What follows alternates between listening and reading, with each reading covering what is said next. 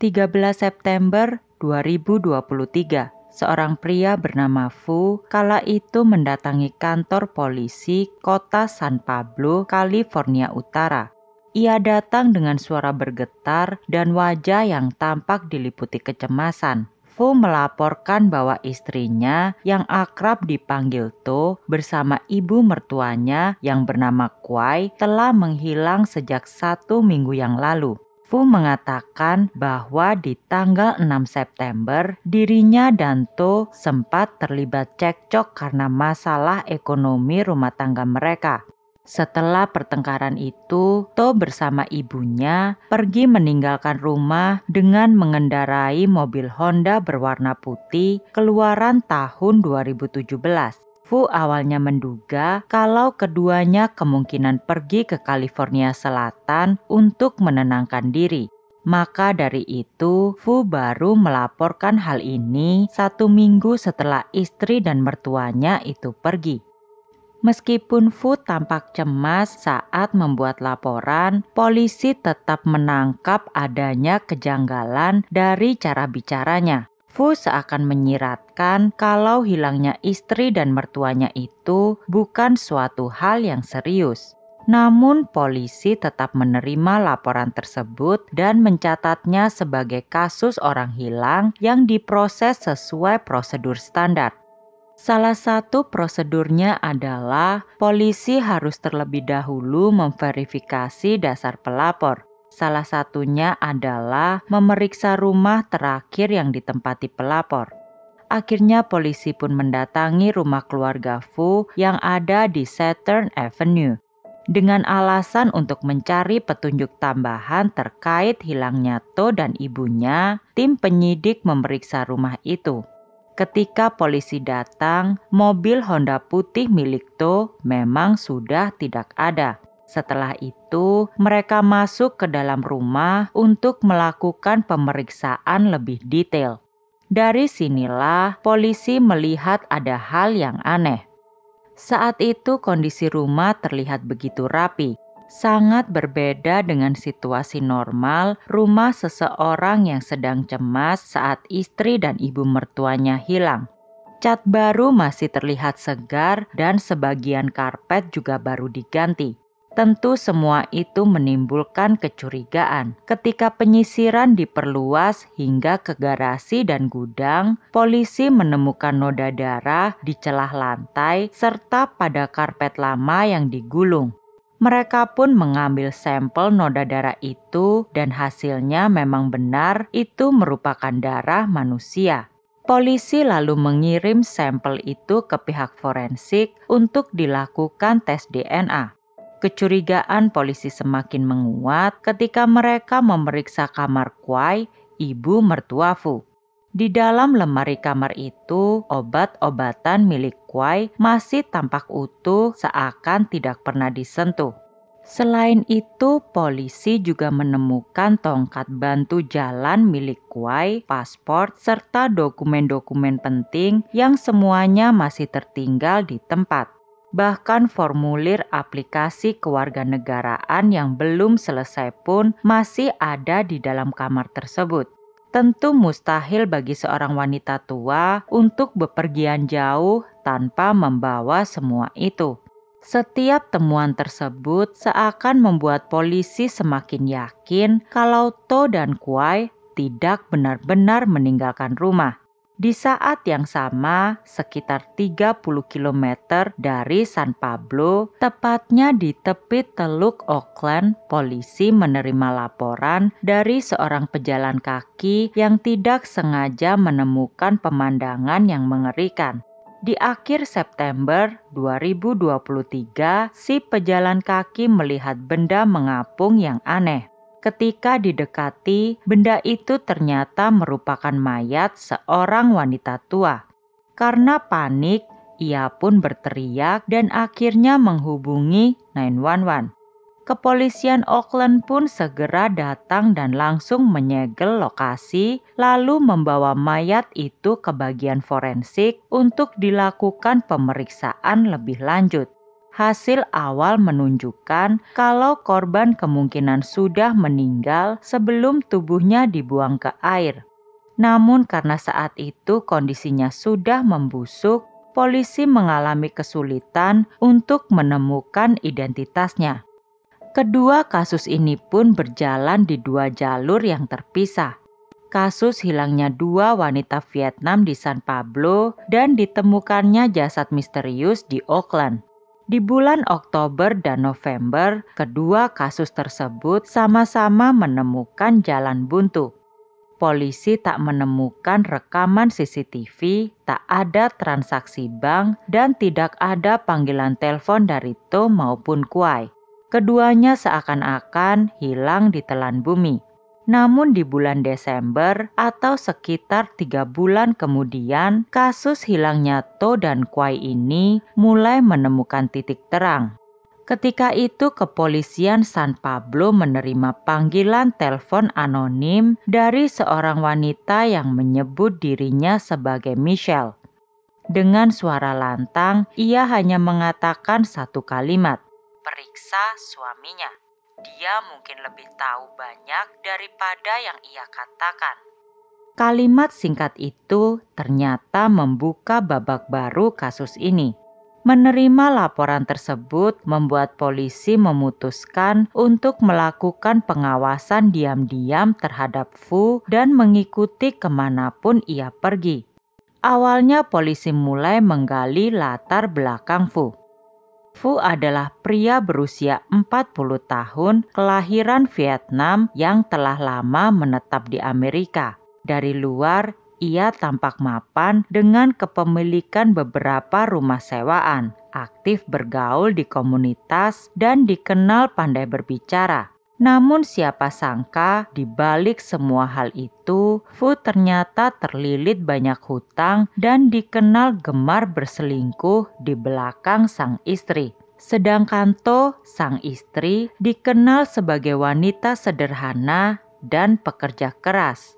Ia diketahui bekerja di sebuah salon sebagai nail artist yang rajin, sementara ibunya, Quay, yang sudah berusia 74 tahun, tinggal di panti jompo di Oakland. Meski tinggal di panti jompo, Fu, To, dan cucunya masih sering menjenguknya. Ketika penyelidikan diperluas, polisi menemukan kontradiksi mencolok. Fu sebelumnya mengaku tidak mengetahui keberadaan mobil istrinya sejak 6 September. Akan tetapi pada tanggal 5 Desember, tim pengintai justru melihatnya datang ke kawasan industri Oakland mengendarai Honda Fit milik istrinya lalu memindahkannya ke lokasi parkir lain. Hal itu juga terbukti dengan adanya bukti rekaman CCTV keberadaan mobil putih tersebut.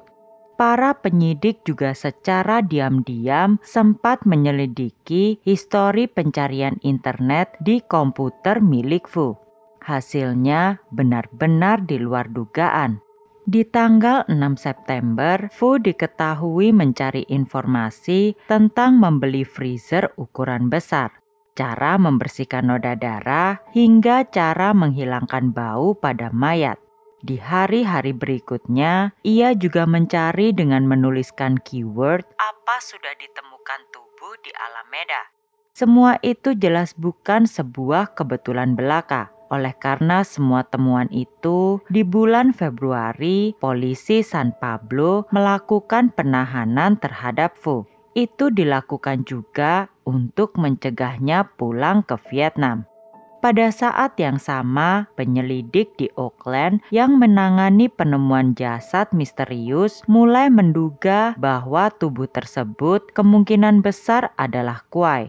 Namun karena To juga menghilang, mereka tak dapat langsung mengambil DNA dari anak kandungnya.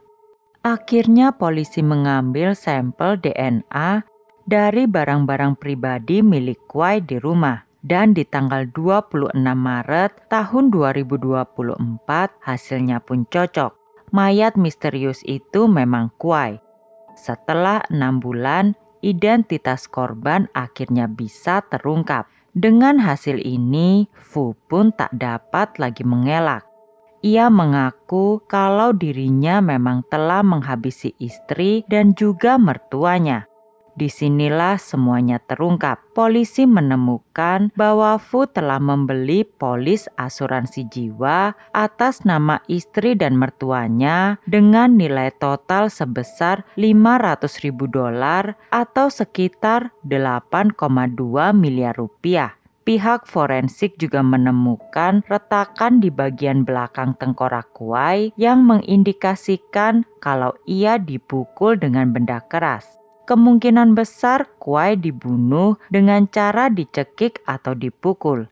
Lalu tubuhnya dibuang ke sungai untuk menghilangkan jejak. Sementara jejak Darato di rumah menguatkan bahwa ia dibunuh di sana. Meski jasadnya hingga kini belum diketemukan. Tak hanya bukti fisik, polisi juga mengungkapkan sikap asli Fu.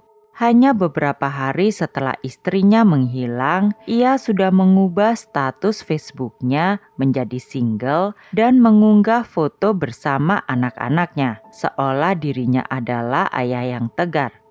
Fu bahkan diketahui rutin berhubungan dengan seorang wanita di Vietnam yang belakangan ini diketahui sebagai tunangannya.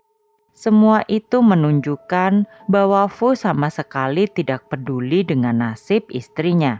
Kesan ini semakin kuat dengan adanya keterangan saksi. Pemilik salon tempat To bekerja menyebutkan bahwa pada tanggal 6 September, To tiba-tiba mengirimkan pesan bahwa ia berhenti bekerja tanpa penjelasan apapun.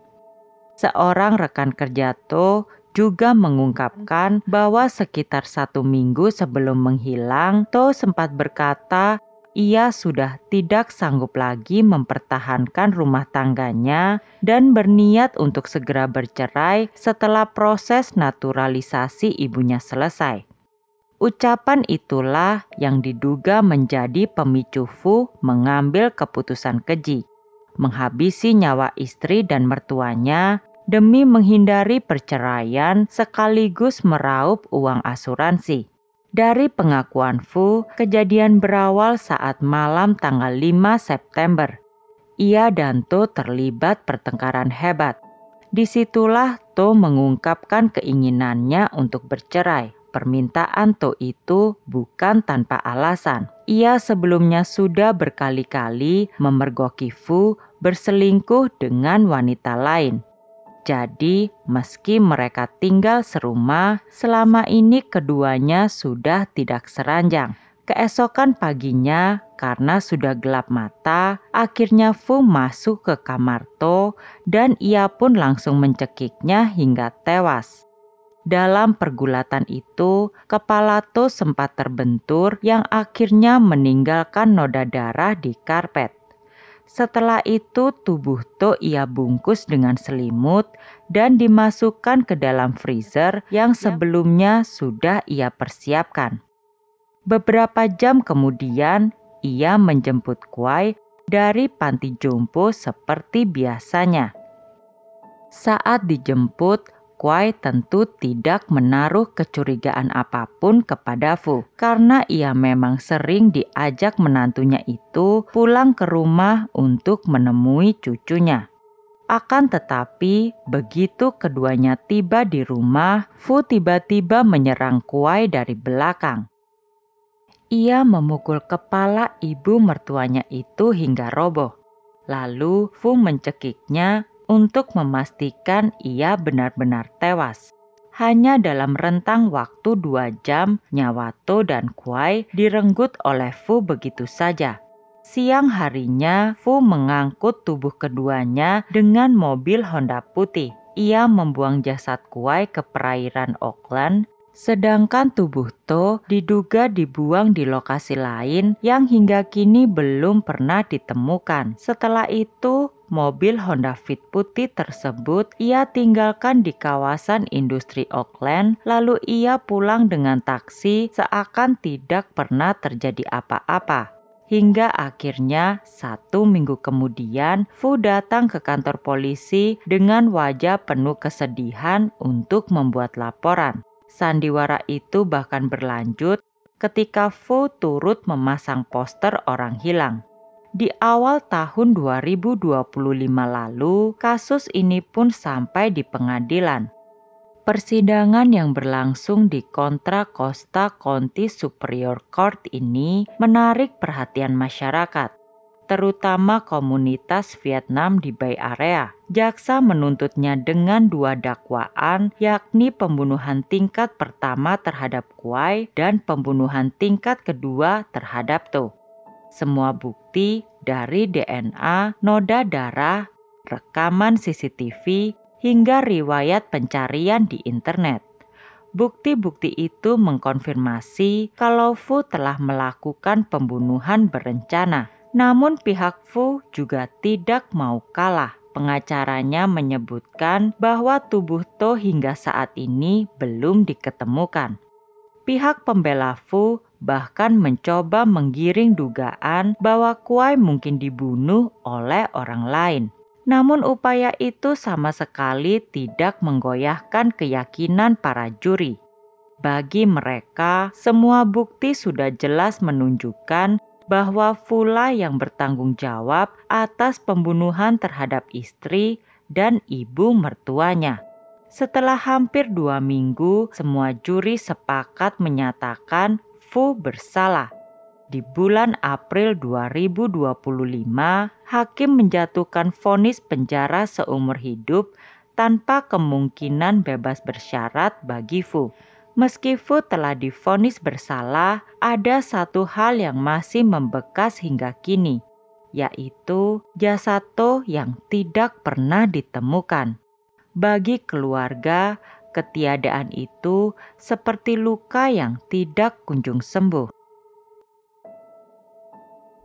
Bagaimana pendapat kalian tentang kasus ini? Silahkan tulis di kolom komentar. Namun sebelumnya, jangan lupa subscribe, like, and share. Sampai ketemu di kasus-kasus Channel House selanjutnya. Terima kasih. Bye.